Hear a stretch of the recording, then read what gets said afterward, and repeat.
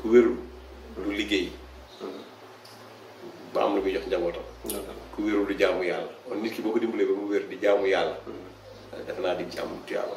asalaamaaleykum wa rahmatullah yéen ñuy suivre seen chaîne sama xalaat ñu ngi leen di nuyu di leen ziar di leen fàttali yéen ni ngi seen programme plante de la semaine ñu siy dalal professeur Ousmane Ndiaye muy borom Boga Bio nekk tradipraticien nekk fële ci diwaanu Kër Massar ñi nga xam nag dañ koo soxla pour contacter ko pour bëgg koo dem seeti mën nañ koo contacter ci numéro bi ngeen gis si suufu écran bi professeur ginnaaw bañ la nuyoo di la ziar tey ci plante bi ñu bëggoon nga waxtaanoo ñu ay njariñam ci wàllum faj moom mooy garab gi nga xam ne moom la ñuy wax fuuf waaw garabu fuuf lañ bëggoon xam professeur lan nga ci ngeen ci mën a baaxee ci wàllum médecine. salaamaaleykum wa rahmatullah. waaleykum maa ngi lay nuyu di la ziara di nuyu suñu mbokk internet yëpp yi nga xam ne ñu ngi suivre. waaw fuuf moom garab la bu bëri njariñ ci wàllu médecine. maa ngi fàttaliku bi ñu nekkee Pire amoon nañ benn tool bu amoon fuuf. ñu musaane yenn tool xaw ma nag dëgg la am de sax mais boobu temps xale la mais dañ naan wax ni boo fa tegee añ bi fuuf gi da koy fuuf. waaw doo ko fekk loolu xam naa ne waxe kii la woon rek. xëy na jinne fa dëkk. waaw kay fuuf gi da koy fuuf. waaw mais fuuf moom. garab la nga xam ne c'est un peu mystique aussi. parce que baax na ci lu bari surtout wàllu jaan ak yu demee noonu. parce que jaan serpent. daf ko xaw a ragal. garabu fuuf daf ko xaw a ragal. baax na aussi ci seytaane garabu seytaane la aussi. bañ seytaane jàpp daal. waaw ba ngay gis lu bëri sax tey dañ koy sëriñ su bëri moom la ñuy defal boo nit ki fàttee wala bu am wala ko jaan wala dara pour nga tisli moom boo ko laalee rek da ngay tisli fii boo ko yëngaloon poussière bi fii rek ñëppay tisli boo defee sa bakkan rek da ngay tisli waaw fuuf donc mu nekk garab bu bëri njariñ donc reen yi baax na ci ay douleur de kii bëñ yu metti baxal ko soo ko baxalee ba mbax di ko lok di ko galax di ko di yàbbi baax na ci bëñ yu metti les maladies de la peau muy maladie ci ay góom ay picc moom it baax na ci sunguf bi boo amee sungufu xas bi wala sungufu reen bi en général def ko sunguf baax na ci ay góom wala yu demee noonu waaw wala day cicatriser aussi bu dee les affections pulmonaires kii rhumatismales au moins wala rhumatisme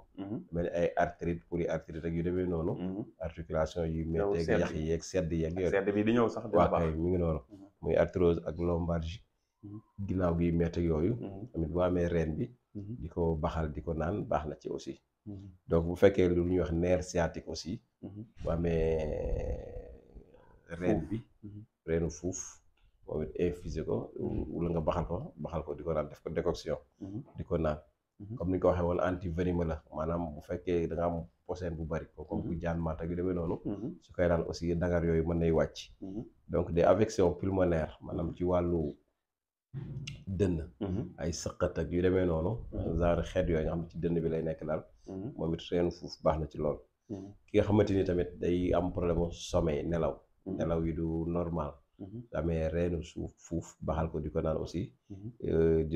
dina ko jariñ lu bare bare bu fekkee nag nit ku am accouchement difficile koo xamante ni pour mu am doom day koy jafe maanaam ëmb na ba pare nag mais pour mu accoucher mooy jafe moom it bu koy naan yàlla dina ko yombal am doom boobu aussi donc waxuñu nag bokkut ak nag ki mënta ëmb nga xam ne amul doom waxuñu kooku mais ki nga xam ne kii accouchement lañ maanaam ñu ma ko bëgg a définir jigéen nga xam ne mi ngi am doom daal mi ngi am doom mais buy am doom day am jafe-jafe muy naan fuuf pour buy wasin day yomb kay waaw foofu laa waxee mais bañ nit ki yaakaar ni ki taxaw te amul doom a tax may wax waaw kay léegi ak biir buy metti aussi biir buy metti amee reen fuuf di ko naan aussi baax na ci lii lépp loo xam tamit wàllu xeetu bronchite la kon nañ ko sànq tamit baax na ci léegi bu fekkente ni xob yi la aussi xam ne am nga xob yi soit nga def ko sunguf soit nga jël ko noonu bu fekkee ne koo xam ne tànk yi day néewi mooy genre œdème yooyu tànk kii yooyu néewi noonu su amee xob yi moom baxal ko di ko naan ba pare di ko ci diw di ko ci dàmp yàlla mën na ko saafara fuuf boobu su fekkee tamit ci wàllu góom la su fekkee amul kii bi tamit xob yi baax na mun na jël xob yi def ko sunguf di ko tay ci góom bi tamit yàlla dina ko saafara su fekkee tamit bopp buy metti la li ñuy wax céphalée bu amee xobu fuuf jël ko di ko naan moom it yàlla mën na ko saafara su fekkee tamit ci wàllu bronchite tamit bi ñu waxoon sànq même bu fekkee nit ki amul reen bi mu amee xob yi tamit dina ko mën a contribuer dina ci mën a baax na ci léegi nag am na bu fekkee nag parfois doom bi am na yoo xam dina ci defar ay huile boobu mën na baax na ci peau deret der baax na ci nu mu tuddati karaw waaw day maye karaw mooy huile bi ñu koy defaree à base ci doom bi quoi léegi doom boobu aussi moom tamit ñu ñu signalé ni dafa toxique aussi dafa moom baaxul di jël koo xamante da koy jël aussi day moytu doom bi dafa toxique donc lu ñuy utiliser daal mooy reen bi wala xas bi wala xob yi en général yooyu daal moom foofu da koy saafara moom d'accord reen yi ak xas bi xob yi comme ni nga doon wax rek toujours waaw bu dee reen bi nga baxal ko wala xas yi bu dee xob yi nga infusé nga baxal ndox def léegi nag dose yi ko nit ki mën di jëlee waaw en général moom kiiwul noonu mën na am kaasu wexul noonu mën na jël kaasu ndékki soit ba mu digg suba midi ngoon ñetti yoon par bis waaw wala mu jël kaas bi ba mu fees di ko def 2 fois par jour matin soir noonu lay matin midi soir matin soir ak ñaar ab dee kaas ba mu fees waaw ñaari yoon ci bis bi suba gi ak ngoon waaw su dee digg kaas mën na ko jël ñetti yoon matin midi soir waaw d'accord alors loolu compliqué wu waaw loolu kon yaakaar naa garabu fuuf kon moom na ban côté la gën a bëri waaw fuuf bëri na côté Kajoor bi de mooy ay Pire jiw Tiwaawan gaay zone Thiès bi daal zone Thiès bi am na fa mais tamit benn la fa am day espèces yoo xam tamit dafa xaw commencé rare aussi waaw yëpp commencé rare waaw léegi garabu niim rek moo fi rare waaw xam naa daal xëy na àllu Casamance bi peut-être te Casamance bi ni ma ko bu baax xëy na mën naa moo xaw ko bëri peut-être waaw d'accord mais daal côté bi ma koy gis daal mooy côté Kajoor bi jëm kii bi ne la waaw koo xam ne tamit zone bi nga dëkk mënoo ko fa am nga dem si jaaykat yi waaw jaaykat yi mais de préférence nga dem jaaykat yi jaay yu mag yi am na jaaykat yi parce que mën na jël benn jaaykat bu nekk fii ci wetu impôt domaine bi boo duggee noonu si biir ko jëm si jëm unité 3 bi da benn paa bu fa nekk boo xam ne moom kii la yor comme magasin ni ñuy magasin yi alimentation yi magasin buy jaay ay reer ak la yor voilà kooku peut-être mooy ëpp chance am la xob yu tooy wala xob yoo xam ne bi mu ko jëlee weeru ko ci naaj loolu tam dafa mën di préciser parce que léeg-léeg nit ki mën na jël ab garab dem uti ay xob yoo xam ne da ko weer ci naaj ba mu wow mu dem jënd ko ñëw jël ko après li nga wax du ko si gis mu defee ne peut-être dañuy wax rek man naan naa fuuf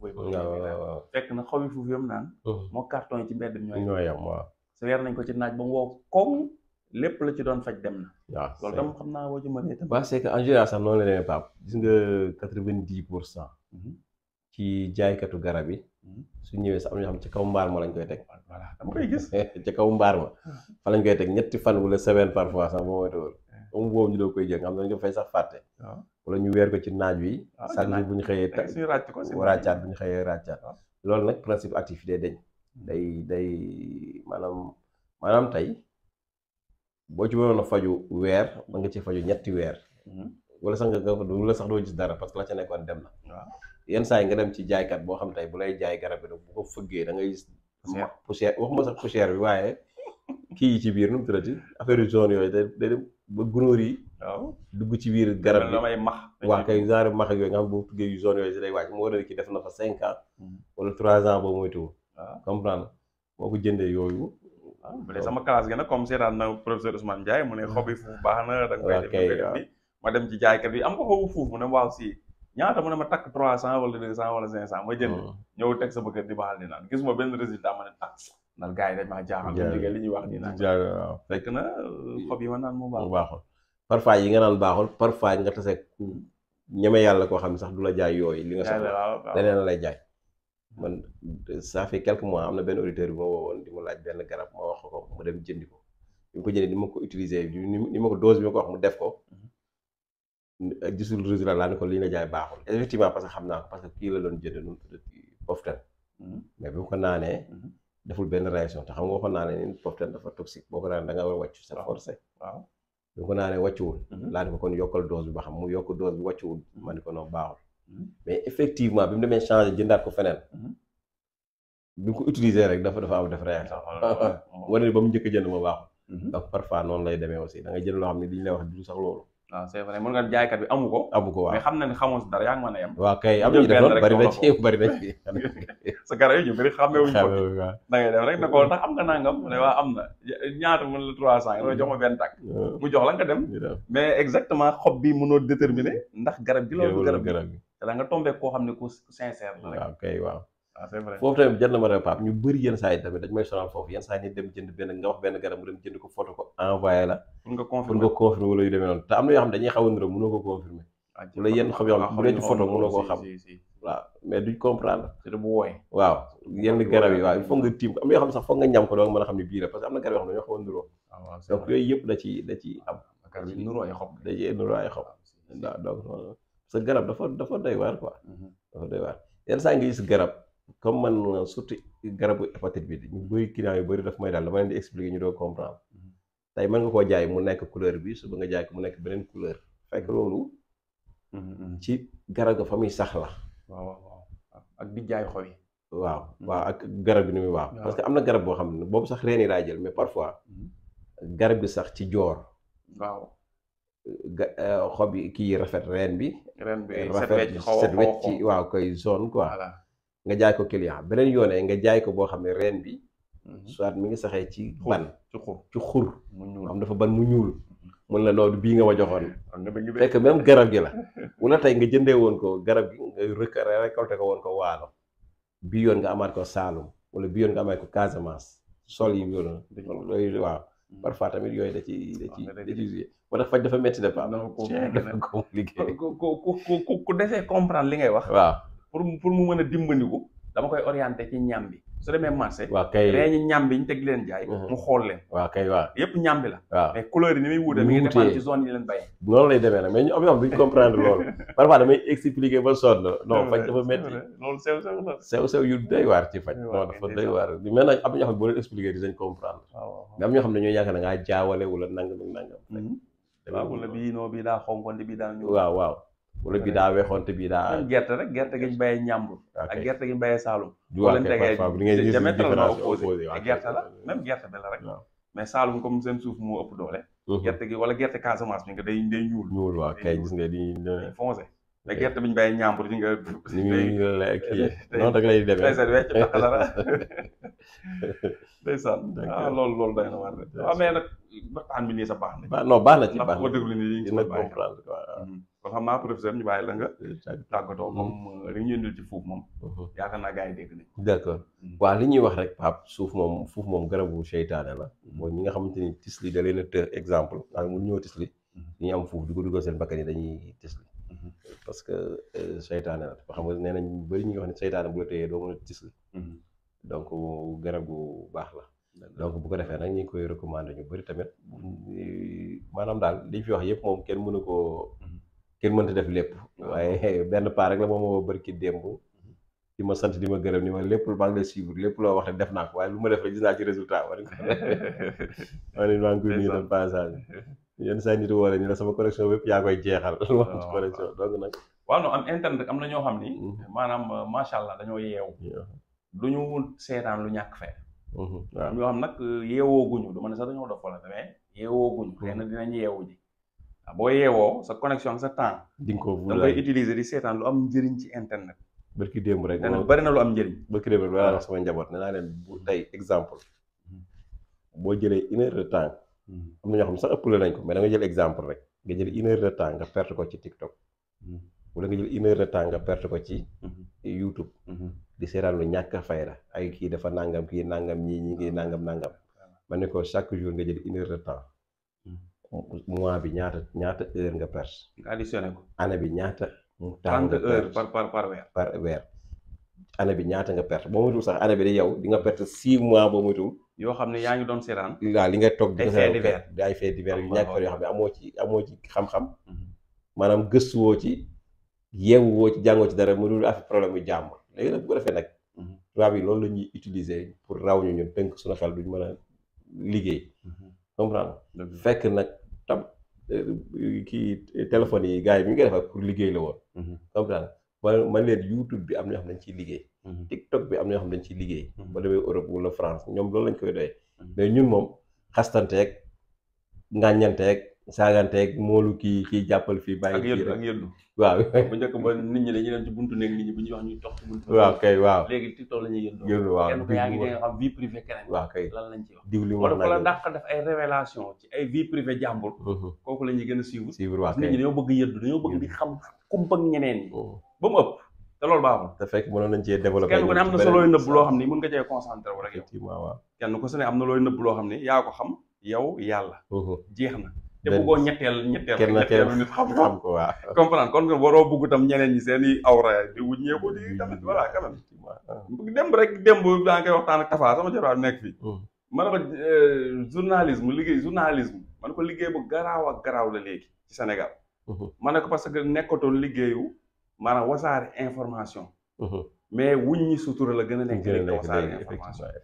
parce que information bu baax réew mi yëpp war koo yëg nga wax leen ko ñëpp yëgandoo ko pour am information bonne information ak wuññi sutura doomu aadama bokkul effectivement. léegi nag presse bi presque pour wuññi sutura la. am na yoo xam internet bi pour wuññi sutura léegi lañ koy defee effectivement. am na yoo xam du information. du information am na yoo xam ne wuññi sutura la waaw du information. wuññi sutura la fekk nit loo xam ne vie privée am la mu def ci erreur yow nga ñëw tey diw def na nangam ñëpp yëg ko diw def nangam te yow mi koy wax am na erreur yoo def yoo xam ni moo raw yee sa buggoo benn doomu aadama yëg ko te kenn ku ne tam da nga war a jàppee sa bopp ni nga jàppee ñeneen. voilà kon professeur xam naa. waaw ñu ngi leen di vidéo bi di ñëw di nuyu rek comme vidéo yaa ngi guddi di leen jox dig daje beneen vidéo asalaamaaleykum. waaleykum wa rahmatullahi wa barakatuh.